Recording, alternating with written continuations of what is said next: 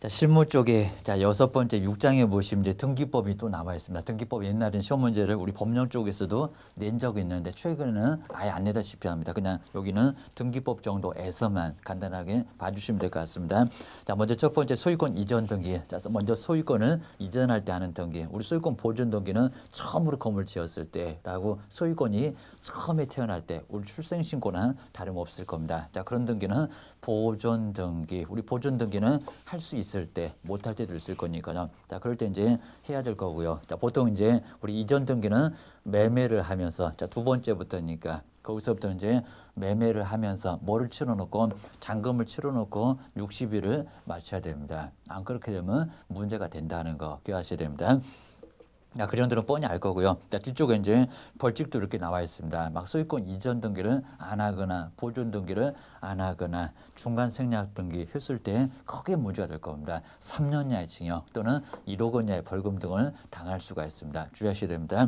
우리 개업 공인중개사도 그런 중개를 했을 때 투기 조장한다고 큰 문제가 되니까요. 절대로 하지 마셔야 됩니다. 괜히 나중에 문제가 되면 우리도 같이 결부가 됩니다. 보수 얼마나 받는다고 나중에 1억짜리 벌금 얻어맞을 겁니까? 문제가 됩니다.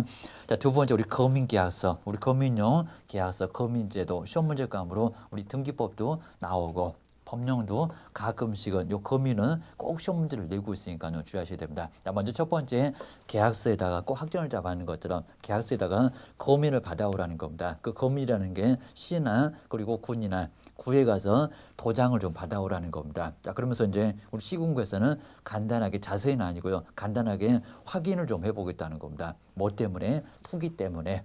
그리고 탈세 때문에 확인 좀 해보자는 겁니다. 계약서 가지고 와봐.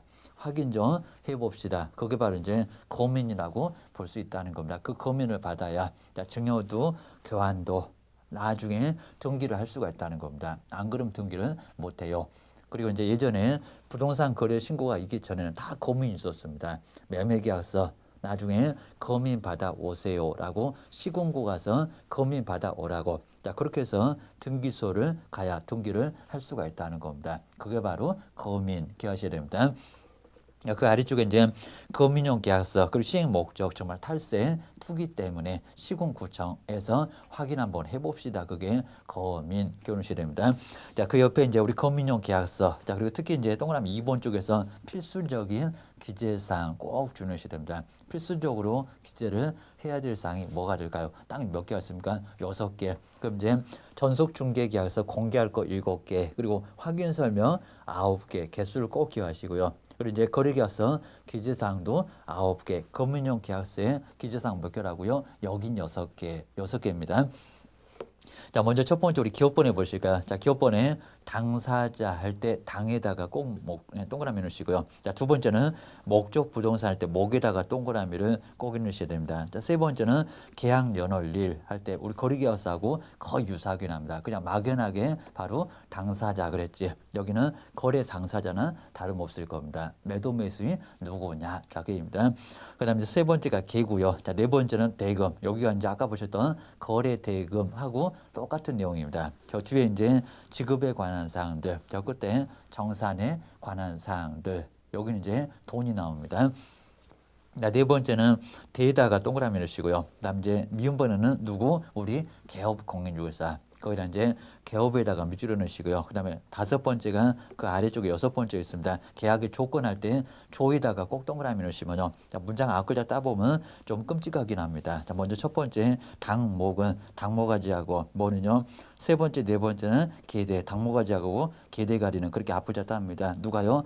다섯 번째 개업 공인중개사가 좋아한다. 라고 이제 앞글자를 이렇게 따니까요. 누가요? 당모가지하고 계대가리는 누가? 개업 공인중개사가 좋아한다. 앞글자를 꼭 그렇게 따놓으시면 될 것 같습니다. 그게 그 6개가 바로 거민용 계약서 기재사항 기억하셔야 됩니다. 그 다음 이제 가로 2번에 이제 성격은 간단히 나와 있고요. 자, 그 성격 중에서 1번이 중요합니다. 매매 옆에 교환 그리고 증여도 여기는 이제 거래 신고를 안 했지만 뭐는요 거민은 받아와야 된다는 겁니다. 그래서 이제 매매는 이제 부동산 거래 신고했으니까요. 거래 신고하게 되면 거민 받은 걸로 보는데 자, 증여나 그리고 교환 같은 것은 아예 거래 신고를 하지 않았습니다. 여기 거민을 받으라는 겁니다. 안 받으면 등기를 못 해요. 라고 기억하셔야 됩니다. 자, 첫 번째 동그라미 1번은 아주 중요하고요. 자, 대신에 다섯 번째 경매나 그리고 공매나 수용 같은 것은 경매에서는 돈이 금방 확인이 되니까요. 여기는 탈세를 하고 싶어도 그리고 투기를 하고 싶어도 할 수가 없다는 겁니다. 여기는 입증이 확실하게 되니까 받을 필요 없어 기억하셔야 됩니다. 대신에 이제 우리 판결문에도 거민을 받아와야지 판결문에는 거민 필요 없다 X. 만약에 판결문에다가 거민을 받지 말아라 그러면 나중에 소를 무조건 제기합니다. 그리고 원고하고 피고가 둘이 입을 맞춘다는 겁니다. 판사님 앞에서 쇼를 하니까 판결문 쉽게 받습니다. 그러면 시공구청을 안 가려고 할 거라는 겁니다. 문제가 되니까 이 판결문에도 거민을 받아와 판결문에도 다 필요합니다. 그리고 각종 조서 다 필요합니다. 화해 조서가 됐건 조정 조서가 됐건 중대 판정서가 됐건 청구 일락 조서가 됐건 모두 다 필요하니까요. 판결문이 됐건 조서가 됐건 다 필요해요라고 보셔야 됩니다. 실무할 때 또 필요 없다 그러시면 안 되고요. 그다음에 검인기관, 시장군수, 구청장 가로 2번에서 제출 서면에 계약서 옆에 판결문이 나옵니다. 판결문 박스를 정말 잘 해놓으시고요. 잘못 생각하시면 판결문에는 없을 것 같다. 부동산 거래신고는 없지. 여기는 있습니다. 판결문도 서로 짠다. 고소가 나옵니다. 자, 그 정도 주의하시고 이제 그 아래쪽에 정말 형식적으로 검사하고요. 그다음 이제 거래계약서 4번도 가지고 가야 되고 여기 복사를 해서 왜냐하면 한 통은 놔두고 한 통은 또 세무서로 보내니까 복사해서 오세요. 고소리 합니다. 자, 그 정도 해놓으시고 이제 우리 옆에가 이제 부동산 실권리자 명의 등기에 관한 법률 이제 나옵니다. 우리 시험 문제가 정말 너무 중요한 게 여기는 부동산 실권리자 명의 등기에 관한 법률. 자, 민법도 무조건 나오고요. 우리 법령 쪽에서도 한 문제 정도는 나온다 생각을 좀 해놓으셔야 됩니다.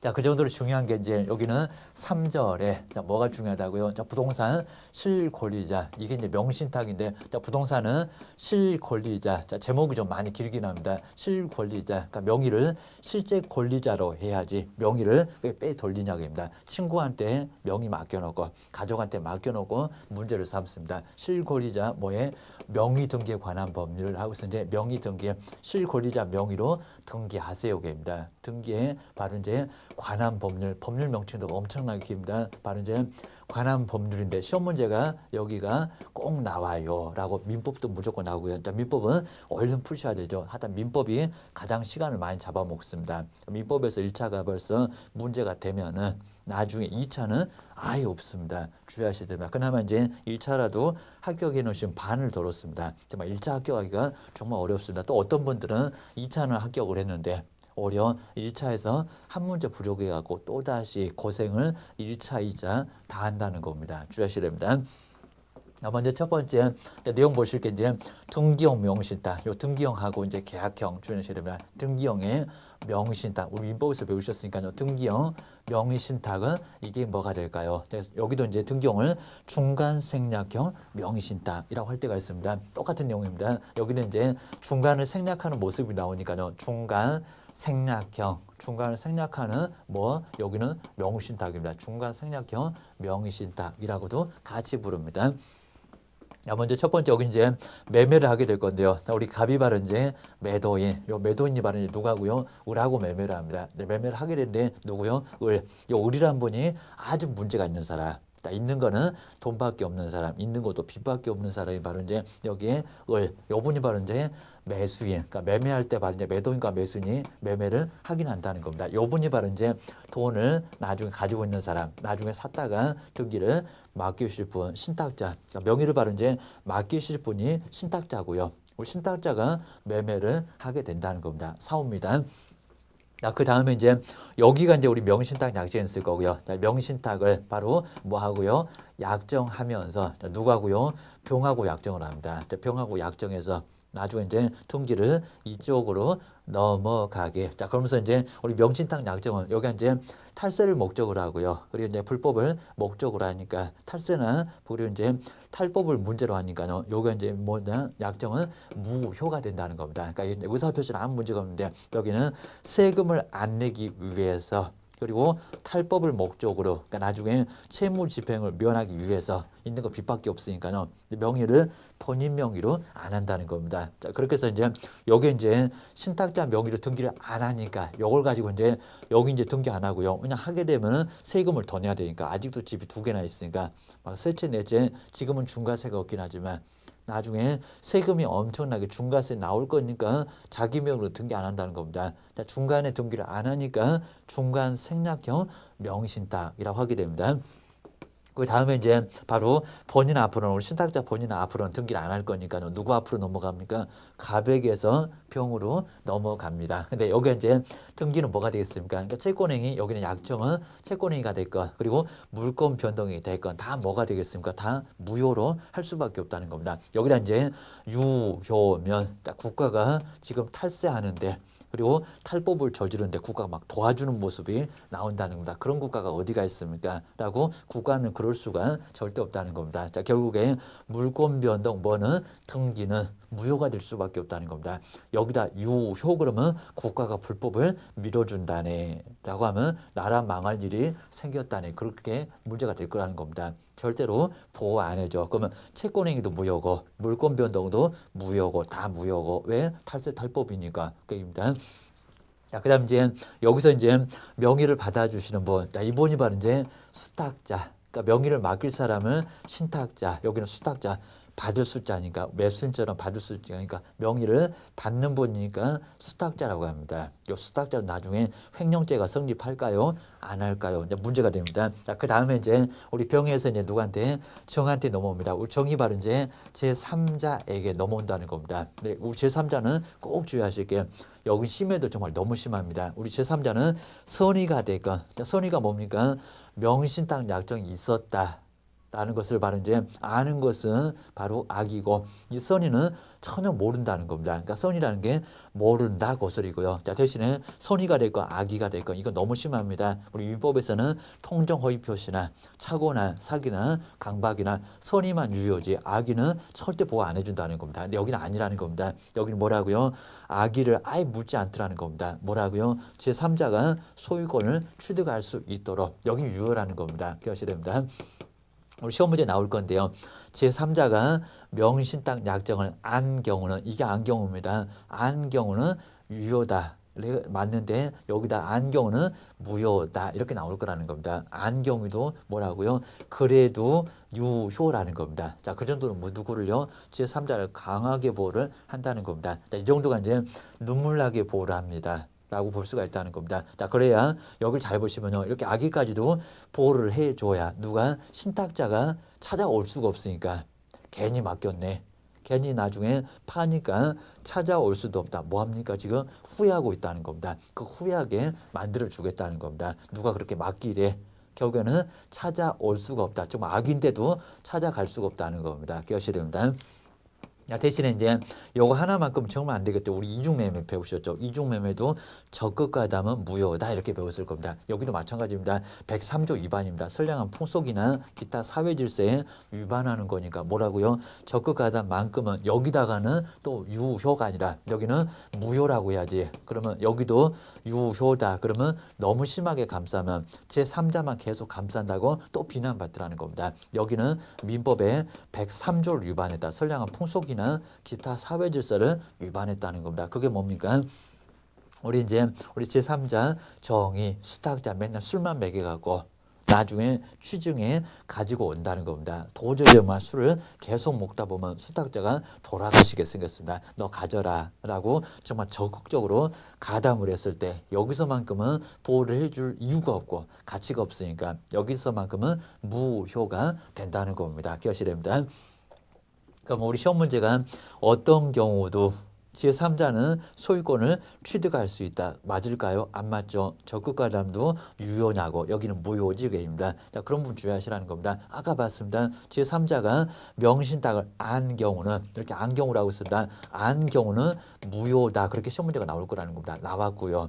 그래도 여긴 유효라는 겁니다. 안 정도야 큰 문제 안 삼다는 겁니다. 여기는 적극적으로 가담을 했을 때만 무효지, 안 경우 그 정도는 선의처럼 그냥 봐주겠다는 겁니다. 골탕을 먹이겠다는 겁니다. 신탁자 후회를 하게 만들어주겠다는 겁니다. 기억하셔야 됩니다. 자, 우리 나서 이제 우리 수탁자가 그러니까 제3자한테 안 팔았을 때는 누구한테요? 신탁자한테 빨랑 등기 가지고 와, 고소리 합니다. 자, 그래서 이제 등기를 가지고 오라고 하고요. 자, 그랬을 때 이제 우리 신탁자가 찾아오는 방법이 있는데 찾아오는 방법이 뭘까요? 요게 채권자를 대위를 하는 방법으로 아주 중요합니다. 채권자 대위 방법으로 뭐 할 수 있다? 찾아올 수 있다는 겁니다. 개인 또 여기다가 부당이득을 통해서 아니라는 겁니다. 그럼 채권자 대위가 뭐냐입니다. 왜냐하면 명신탁이 약정이고 등기가 무효니까 넘어가지 않은 거나 다름없으니까 누구 자리에 앉아서 요 갑의 자리에 앉아서 누가 을이 앉아서 명신탁을 주장하라는 겁니다. 뭐라고? 등기가 무효라고 주장을 하면은 등기가 어떻게 되겠습니까? 야, 등기가 다시 갑한테 넘어오겠죠. 자, 그럼 갑한테 넘어왔으니까 바쁩니다. 얘는 이제 지 자리에 앉아서 을이 바로 이제 자기 자리에 다시 앉아서 등기 넘겨줘. 왜냐 매매는 유효하다고 했으니까 빼돌리니까 무효지. 매매는 무효는 아니라는 겁니다. 결국에는 요 자리에 앉아서 내가 돈 줬으니까 등기 넘겨라 라고 해서 찾아오라는 겁니다. 그 방법은 뭐라고요? 요 자리에 앉으라는 겁니다. 채권자 대위를 통해서 찾아올 수는 있다는 겁니다. 대신에 제3자한테 넘어가면 찾아올 수도 없다고요. 자, 대신에 수탁자한테 왜 남의 재산을 횡령죄하고 다름없습니다. 회사 공금을 빼돌린 죄 횡령죄를 물어서 횡령죄가 5년이야 징역이 있습니다. 그 정도로 큰 제재를 받을 거니까요. 횡령죄 책임만큼은 물을 수가 있다는 겁니다. 기억하셔야 됩니다. 그리고 시험 문제가 막 바꿔서 내면 아주 어렵습니다. 뭐 여기가 등기형인데 그리고 계약 당사자 일방이 신탁자라고 했을 때가 등기형이라는 겁니다. 신탁자인데 근데 여기다가 등기가 유효다. 아니면 제3자 악의는 보호가 안 된다. 또 적극하다까지도 유효다. 횡령죄가 또 성립하지 않는다 그러면 죄다 X입니다. 시험 문제 그렇게 낼 거라는 겁니다. 꼭 기억하셔야 됩니다. 그리고 여러 가지 내용으로 내볼 수가 있고 1차 나오고 2차도 나오고 난리입니다. 자, 두 번째가 이제 여기가 우리가 시험 문제감으로 여기인데니까 꼭 주의하셔야 됩니다. 요 두 번째가 정말 아주 중요하네요. 기억하셔야 됩니다. 여기 이제 계약형, 요 계약형이 바로 이제 무슨 계약이냐면은 얼마나 둘이 친하면 그게 친하다가 위임입니다. 그래서 계약형 명신탁인데 요 계약형 명신탁은 둘이 돈을 주고 받고 해서 이제 누가 수탁자가 사오게 된다는 겁니다. 여기는 요 그림하고 아예 달라져요. 기억하셔야 됩니다. 자, 먼저 첫 번째 갑이 물론 매도는 하긴 하는데 이제 매도인입니다. 근데 주의해서 여기서 이제 보실 게 여기는 병이 누구냐면 요분이 수탁자라는 겁니다. 요분이 바로 이제 매수는 하긴 하는데 누구라고요? 요분이 바로 수탁자요. 아까 병은 수탁자라고 했습니다. 요분은 수탁자라는 겁니다. 수탁자면 바로 명의를 받는 분입니다. 그리고 돈까지 받았다는 거 받을 숫자입니다. 그러면 여기에 매매에는 안 나타난다는 겁니다. 자, 그러면서 이제 누가요? 여기 배우의 을이 요분이 바로 이제 신탁자입니다. 신탁자가 뭘 주고요? 있는 건 돈밖에 없으니까 자금을 뭐 하면서 조달을 하면서 돈을 주면서 입니다. 돈을 3억 정도를 주면서 네가 사라. 라고 하는 게 둘이 정말 얼마나 친하면 그래서 위임이라는 겁니다. 얼마나 친하면 돈을 주고 네가 살아. 가족이나 되니까 친구 정도나 되니까 아주 믿을 수 있는 사람이나 되니까 그러겠죠. 근데 그렇게 믿었다가 나중에 발등 찍힙니다. 소유권 넘겨줘 그러면 못 넘겨줘. 찾아갈 방법이 없다는 겁니다. 기억하셔야 됩니다. 여기서 이제 매매가 이렇게 될 거고요. 하다 이 매매는 유효라고 했습니다. 서로 빼돌리니까 무효라고 했지. 사라. 그 사는 건 문제 안 삼더라는 겁니다. 그리고 이제 여기가 이제 명신탁 약정이 있어요. 아까 봤네요. 여기가 이제 명신탁 약정이 있는 것처럼 보입니다. 여기도 이제 명신탁 약정이 있을 건데, 그러니까 약정을 해서 돈을 줬겠죠. 근데 명신탁 약정은 탈세고 탈법이니까 여기도 무효하다. 예외 없습니다. 재산 빼돌리는데 국가가 보호를 해줄까요? 보호 안 해주겠습니다. 명신탁 약정 채권행위인데 무효다. 대신에 이제 여기가 달라진다는 겁니다. 자, 꼭 주의하실게요. 만약에 매도인 쪽에서 수탁자한테 등기가 넘어갈 때 여기 이제 등기가 넘어갈 건데요. 이 등기가 유효일까요? 시험 문제 그래서 여기가 나온다는 겁니다. 유효일까요? 무효일까요? 기억하셔야 됩니다. 자, 대신에 또 조건이 있어야 되는데요. 자, 우리 매도인은 뭐였을 때? 매도인은 선의였을 때입니다. 그 선의라는 게 뭡니까? 우리 매도인 쪽에서 명신탁 약정이 있었다는 것을 모른다. 정말 이렇게 모른다고 모르는 나중에 뒤집어서 이제 알았다. 알았으면 부호가 안 된다는 겁니다. 모른다고 이렇게 선의가 입증됐을 때 애는 등기가 넘어갈 수가 있다는 겁니다. 여기가 이제 등기가 유효니까 이제 확 달라졌습니다. 아까는 등기가 분명히 무효라고 했는데 뭐라고요? 여긴 등기가 유효로 완전히 달라졌다는 겁니다. 그럼 왜 달라졌냐고 합니다. 왜냐하면 매수인 쪽에서 돈을 받아서 사왔으니까 사다가 맡겨준 게 아니기 때문에 사온 거기 때문에 유효고, 자, 거기다가 우리 매도인 쪽에서 명신딱 있다는 사실을 몰랐고 선이고 그리고 돈은 이미 다 받았고 입니다. 결국에는 물건도 팔았으니까는 이거를 원상복귀 해 놓으면 거래 안전을 깰 수밖에 없다는 겁니다. 당연히 유효로 할 수밖에 없다는 겁니다. 뭐 때문에? 거래 안전을 생각을 해야지 나중에 다 뱉어내고 토하고 나면 나중에 문제가 되지 않겠습니까? 입니다. 넘어가는 게 좋을 수밖에 없다는 겁니다. 그래서 결국에는 등기가 유효입니다. 라고 보셔야 됩니다.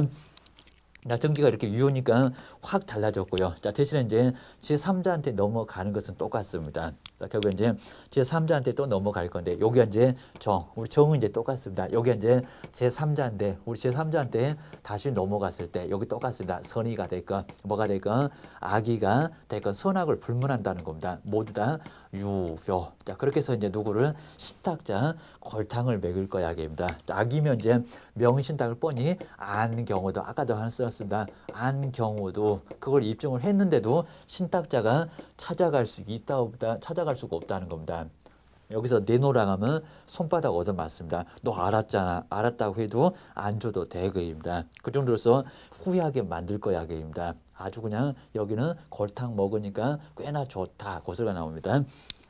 거기다 이제 고소하다 그럴 겁니다. 이제 적극 가담입니다. 여기 이제 적극 가담은 하여튼 여기 이제 문제가 될 겁니다. 맨날 제3자가 술이나 먹여갖고 결국에는 아이 술 계속 먹다 보면 돌아가실 것 같으니까 너 가져라고 했을 때 적극 가담까지도 보여주면 법이 무슨 놈 법이 제3자를 그렇게 심하게 보하냐고. 그럴 이유가 없으니까 적극 가담만큼은 무효다. 우리 제3자는 다 똑같잖아요. 아까 저기하고 다 똑같습니다. 여기도 선량한 풍속이나 기타 사회질서를 위반한 사람이니까 그렇게까지 보호를 해줄 이유는 없다는 겁니다. 그럼 여기도 이제 어떤 경우도 항상 소유권을 취득한다 그러면 X입니다. 항상은 아니고요. 입니다.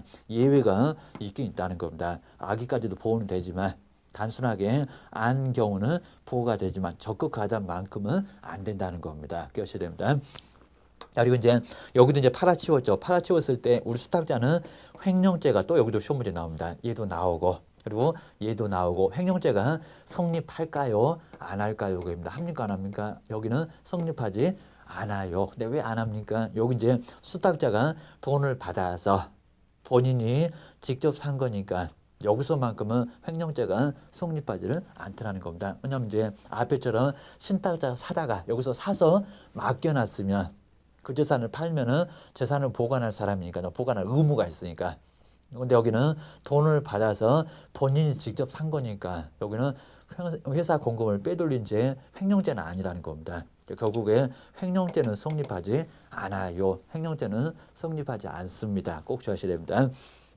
자, 그렇게 해서 이제 횡령죄 성립하지 않고요. 그리고 이제 나중에 제3자 때 팔았죠. 그러면 요 수탁자는 부당한 이득을 3억을 여기서 받았으니까 부당한 이득을 얘가 지금 3억 갖고 있잖아요. 부당한 이득을 챙겨갖고 있으니까 부당 이득을 돌려주세요 라고 해서 우리 신탁자가 나중에 제3자 팔아치웠을 때 이렇게 팔아치웠을 때만큼은 부당한 이득을, 그래서 이제 부당 이득 여기 나옵니다. 부당한 이득을 돌려주세요. 항상 우리 민법에서 대원칙으로 부당한 이득을 돌려줘야지. 이 정도는 청구가 돼야지. 지금 다 팔아치웠으니까 이렇게 청구가 돼야지. 그것도 안 되면 너무 가혹하고요. 기억하셔야 됩니다.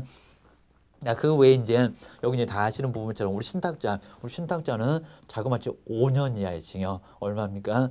2억. 벌금 2억이나 됩니다. 2억 원 이하의 벌금을 바로 이제 가할 수가 있다는 겁니다. 기억하셔야 됩니다.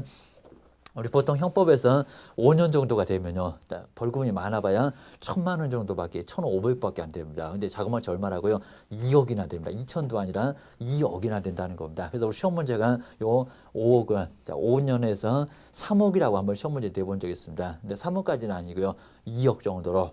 그 정도로 심하게 얻어맞습니다. 대신에 수탁자는 괜히 명의를 받아주신 분, 우리 수탁자는 얼마라고요? 요분은 3년 이하의 징역.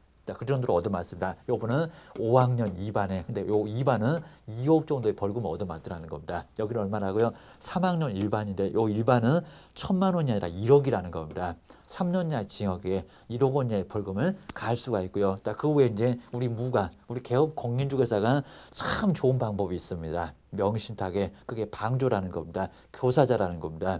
그런 방법 썼을 때는 똑같이 신탁자 편을 들었을 때는 나중에 5학년 2반 갈 거고, 마찬가지입니다. 수탁자한테 참 좋은 방법이 있습니다. 방법을 알려줬을 때 교사자 요대로 얻어맞더라는 겁니다. 그리고 이제 거들었을 때, 방조를 했을 때, 그때는 1년 이하 징역에 3천만 원 이하의 벌금을 갈 수가 있다는 겁니다. 기억해 놓으셔야 됩니다. 그 정도로 문제가 되니까요, 나중에 정말 시험장 딱 갔다 오시면 머리 한번 딱 흔드시고요, 절대로 명신탁만큼은 시험장 갔다 오자마자 딱 잊어버리시라는 겁니다. 잘못하시면 5학년 2반에 입학해요. 2가 여기는 2천만 원이야, 자그마치 2억이라는 겁니다. 그 정도로 심하게 얻어맞아요, 여기입니다. 그러니까 이 법이 바로 이제 우리 대통령 중에서 숫자가 좀 들어가신 분, 아주 무식한 대통령, 그때 이제 만들어 놓은 법이다 보니까 이렇게 금액 자체가 2천도 아니고 자그마치 2억이나 된다는 겁니다. 그 정도로 엄청나게 금액이 높습니다. 그 정도로 이 법 자체가 제재가 아주 크다는 겁니다. 방조자도 1년에 3천만 원이나 벌금이 있다는 겁니다. 기억하셔야 됩니다. 그걸 우리 시험 문제로 내본 적 있고요. 또 여기도 이제 밥상이 3개나 됩니다. 징역 벌금에 과징금에 이행 강제금으로 아주 난리가 납니다. 그 정도로 심하게 규제를 하게 돼 있으니까요, 주의를 꼭 하셔야 됩니다. 부동산 실거주자 명의등기에 관한 법률 밑줄만 꼭 해놓으시까. 먼저 첫 번째 명신탁 약정의 세 번째로 한번 해보시까. 명의를 맡기는 것. 먼저 신탁자는 명의를 맡기는 분, 수탁자는 명의를 받아주시는 분. 용어 정의는 간단하게 알 수가 있습니다. 특히 이제 우리 가로 2번 쪽에서 명신탁이 아니다. 이 정도는 명신탁이 아니라는 겁니다. 왜요? 부부 사이나 아니면 또 종종 사이나 또는 담보 가등기, 그럴 때는 소유권 이전해 줘야 되니까 그런 것들은 아니라는 겁니다. 아니면 또 구분 등기돼 있는 거, 두 사람 이상이 등기가 돼 있을 때 이 정도는 아무 문제가 없다는 겁니다. 그건 주의하셔야 됩니다. 첫 번째 양도 담보, 가등기 담보, 그리고 매도 담보, 담보 목적으로 소유권 넘겨주는 것은 빚을 갚기 위한 거니까 빚을 안 갚으려고 하는 게 문제가 되니까 거기는 아무 문제가 없다는 겁니다. 여기는 명신탁이 아닙니다. 두 번째 구분 소유자들끼리 등기하는 거, 여기도 문제는 없어요. 그러니까 소유권에서 이제 여기는 면적을 나누고요. 그리고 이제 소유권을 같이 등기하는 거, 등기 안 하는 게 아니라 등기를 하는 부분이니까 문제가 없다는 겁니다. 그건 괜찮습니다. 세 번째가 신탁재산. 신탁재산은 잘 팔아주는 회사에다가 명의를 넘긴다. 이게 명신탁이 아니라 신탁재산이라는 겁니다. 그 정도야 괜찮죠. 신탁회사가 있으니까 거긴 괜찮습니다. 하여튼 부부 사이도 괜찮고 정중, 문중 이런 사이도 문제는 없다는 겁니다. 우리 교재는 안 남았지만 거기도 주의하셔야 됩니다. 그 다음 네 번째가 이제 명신탁 약정, 그리고 등기의 유형. 여기가 이제 시험 문제 감으로 나올 수밖에 없습니다. 주의하셔야 됩니다. 첫 번째 명신탁 약정은 뭐가 안 좋아서요? 목적이 안 좋아서. 무슨 목적으로? 탈세나 탈법을 목적으로 하니까 세금을 안 내려고 국가가 제일 싫어합니다. 아니면 또 채무를 이행하지 않기 위해서 채무 면탈을 위해서 명신탁 약정을 하니까 그 목적이 안 좋기 때문에 무효라는 겁니다. 의사표시가 불일치해서가 아니라 민법은 의사표시가 불일치해서 문제가 되는 거고 여기는 일치하는데 목적이 안 좋아서 문제가 된다는 겁니다. 그러니까 아기도 유효라고 하죠. 자, 그입니다. 골탕 먹어라 신탁자. 자, 그입니다. 그다음 이제 두 번째 여기가 이제 중요하고요. 그 약정에 따라서 등기가 됐을 때 아까 그냥 신탁자가 사면 등기가 거기는 무효인데 수탁자가 샀을 때는 거기는 유효가 된다는 겁니다. 이제 다만이 중요합니다. 그 다만이 바로 이제 계약 당사자 일방이 누구였을 때 수탁자였을 때 그러하지 않다는 게 유효라고 볼 수 있다는 겁니다. 바로 금방 보셨던 요 계약형 기억하셔야 됩니다. 자, 세 번째 우리 제3자가 나오죠. 정말 제3자 눈물나게 보호를 해준다고 했습니다. 모두 아기도 유효다. 적극가다만 빼놓고 모두 유효로 봐준다는 겁니다. 그 정도로 신탁자 골탕 먹어라. 누가 맡기래. 후하게 해주겠다는 겁니다. 자, 한번 정리해 주셔야 됩니다. 그 다음에 다섯 번째가 이제 계약형 그리고 이제 등기형 여기가 나와 있습니다. 먼저 첫 번째 등기명의 신탁은 두 사람 사이에서 그러면 신탁자가 현재 재산을 가지고 있는데 누구한테 그냥 수탁자한테 그냥 매매가 아니라 그럽니다. 그냥 넘겨주는 게 여기는 두 사람 사이에서 명신탁. 자, 먼저 약정도 무효가 되겠죠. 그리고 등기까지도 무효가 되겠죠. 왜 넘깁니까? 탈세를 목적으로 신탁자가 수탁자한테 그리고 채무 면탈을 목적으로 넘기는 거니까 보호가 다 안 된다는 겁니다. 약정도 무효, 등기까지도 무효. 자, 대신에 제3자한테 넘어가면 다 뭐가 된다고요? 거기는 유효가 된다는 겁니다. 적극가다만 빼놓고 라고 이제 점검하셔야 됩니다. 자, 그리고 이제 우리 수탁자 아래다가 하나 써놓으실까요? 횡령죄가 성립합니까? 안 합니까? 성립한다는 겁니다. 왜요? 맡겨놨는데 거기서 빼돌려서 팔았으니까 여기 이제 회사 공금을 빼돌린 이제 횡령죄가 성립한다는 겁니다. 자, 기억을 내셔야 됩니다. 자, 그 정도는 이제 그 옆에가 이제 제3자 간의 제3자 간의 명신탁인데 시험 문제는 조금 덜 나온다는 중간 생략형 명신탁. 그럼 앞쪽에 아까 1번에서 설명드린 거 거기 나와 있습니다. 자, 먼저 첫 번째 우리 매도인 나올 거고요. 여기다 값 써놓으면 좋고요. 그다음에 그 옆에 이제 매수인은 울루 써놓으면 좋을 것 같습니다. 신탁자가 사다가 맡겨준다. 그림을 잘 생각하시면 됩니다. 신탁자가 사다가 맡겨놨으니까 누가 수탁자가 팔아치우면 횡령죄가 성립할 수밖에 없다는 겁니다. 주의하셔야 됩니다. 자, 먼저 매매계약은 이렇게 유효죠. 그러니까 사는 것은 문제 안 샀는데 빼 돌리니까 문제가 된다는 겁니다. 그런 부분을 정확하게 우리 법에서는 그걸 단속하겠다. 매매를 단속한다는 게 아니라 기억하셔야 됩니다. 자, 먼저 그림을 잘 보실게요. 우리 매도인 쪽에서 수탁자 앞으로 가죠. 등기가 무효다. 왜냐하면 탈세나 탈법 목적이니까 도와줄 수가 아예 없다는 겁니다. 그리고 이제 옆에다가 꼭 써놓으실까요? 우리 매수인 쪽에서 만약에 찾아온다고 하면 신탁자가 찾아온다고 하면 어떤 방법으로 찾아올까요? 부당이득일까요? 아니면 채권자 대위일까요? 뭐라고 했습니까? 여기는 채권자 대위. 자, 옆에다가 매수인 옆에 신탁자 옆에 그 옆에다가 채권자 대위를 꼭 써놓으시고요. 그저다가 써놓으시면 보기 아주 편합니다. 써놓으면 금방 눈에 띕니다. 자, 그 아래줄에 이제 수탁자는 제3자한테 팔아치우면 그 양도 옆에다가 횡령죄가 성립합니까? 안 합니까? 그 아래쪽에 설명 그대로 되어 있습니다. 횡령죄가 성립해요. 자, 여기는 사다가 맡겨놓은 거니까 횡령죄가 성립한다는 겁니다. 그리고 이제 우리 제3자에다가 선의가 될건 악의가 될건 유효인데 단지 적극가다만큼은 보호를 안 해주겠다는 겁니다. 그렇게 해줄 이유가 아예 없을 거니까 눈물만 났으면 됐지 너무 심하게 보호를 해주면 안 된다는 겁니다. 기억하셔야 됩니다. 자, 그 아래줄에 설명이 이렇게 다 돼 있죠. A번에 그렇게 설명 무효라고 돼 있고 그리고 매매계약 자체는 아무 문제가 없는데 등기가 무효가 되겠죠. 자, 특히 이제 D번 쪽을 꼭 주의하실까요? 우리 제3자가 알았다. 그 알았거나에다가 꼭 밑줄에 넣으시고 악이라고 써놓으시고 그래도 유효입니다. 신탁자가 정말 눈물 짜게 생겼습니다. 후회하게 생겼습니다. 괜히 그냥 맡겨놨네. 제3자 악의를 입증해도 못 찾아오네. 그러니까 정말 후회하죠. 기억하셔야 됩니다. 하여튼 우리 명신탁에서는 그러니까 특별한 법이고요. 후회하게 만들어 주겠어. 법이 정말 보복을 단단히 합니다. 기억하셔야 됩니다. 자, 뒤에 이제 1번 쪽에서 횡령죄가 성립할까요? 안 할까요? 자, 문장 저 끝으로 가서 횡령죄에다가 꼭 밑줄에 넣으시고요. 횡령죄 옆에다가 O 해놓으시면 좋을 것 같습니다. 그러면 5년 이하 징역을 국가대표 유니폼 받을 것 같습니다. 5년 이하 징역을 얻어맞을 정도니까요. 크게 문제가 될 거라는 겁니다. 교도소는 보내고 신탁자가 교도소는 보냈는데 돈은 다 써버렸으니까 정말 나중에 보내봐야 뭐 하겠습니까? 이제 들어가면 이제 몸을 줬다는 콩밥만 드시고 계시니까요. 나오면 또 살은 아주 엄청 쪄 있습니다.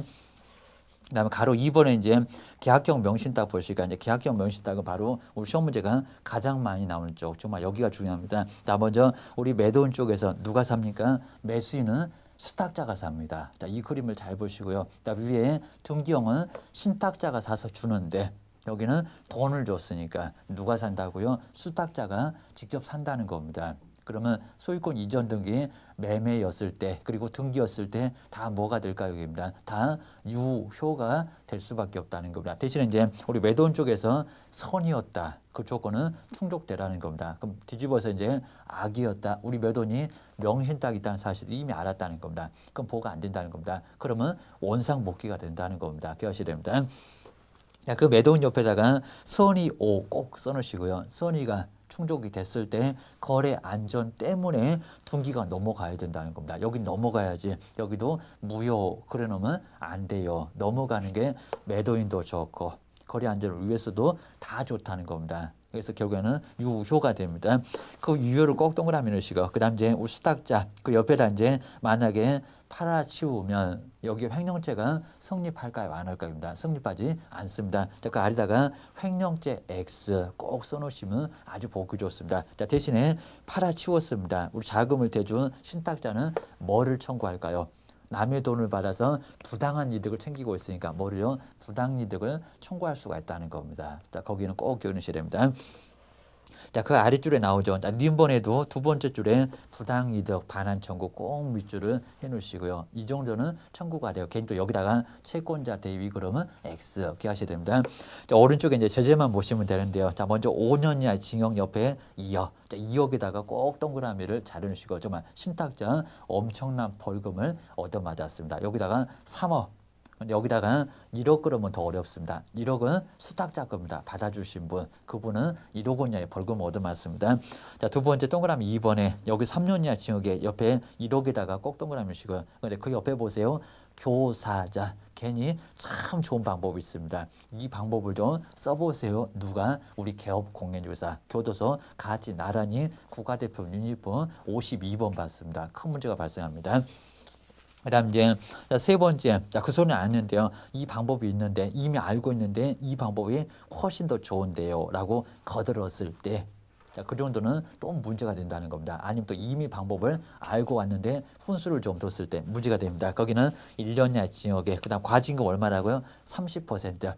여기도 이제 5%, 5% 그리고 15에서 15 이렇게 구간도 있습니다. 금액하고 여기에 기간에 따라서 실명 등기 안 해온 기간들 거기에 따라서 30%가 있고요. 그리고 이행강제금 꼭 줘야셔야 됩니다. 자, 먼저 첫 번째 과징금을 얻어맞고 왜냐하면요 징용이라 벌금은 한 번이니까 계속 끝까지 교도소 갔다 오고 과징금도 내고 끝까지 버틴다는 겁니다. 끝까지 버텨봐 이행할 때까지 또 강제금을 때릴 거야 그입니다. 건축법 그리고 농지법에 나오잖아요 그입니다. 주의하셔야 됩니다. 그럼 이제 첫 번째 과징금을 얻어맞고 1년 이내에 실명 등기를 또 안 한다는 겁니다. 명의를 안 가지고 온다는 겁니다. 그럼 얼마라고요? 10%의 평가액의 10%의 과징금을 때리겠다는 겁니다. 근데 두 번째가 나올 거라는 겁니다. 자, 두 번째는 이행 강제금을 얻어맞고 자, 2에다가 동그라미 넣으시고요. 숫자 2로 보셔야 됩니다. 두 번째는 20%라는 겁니다. 첫 번째가 10%고요.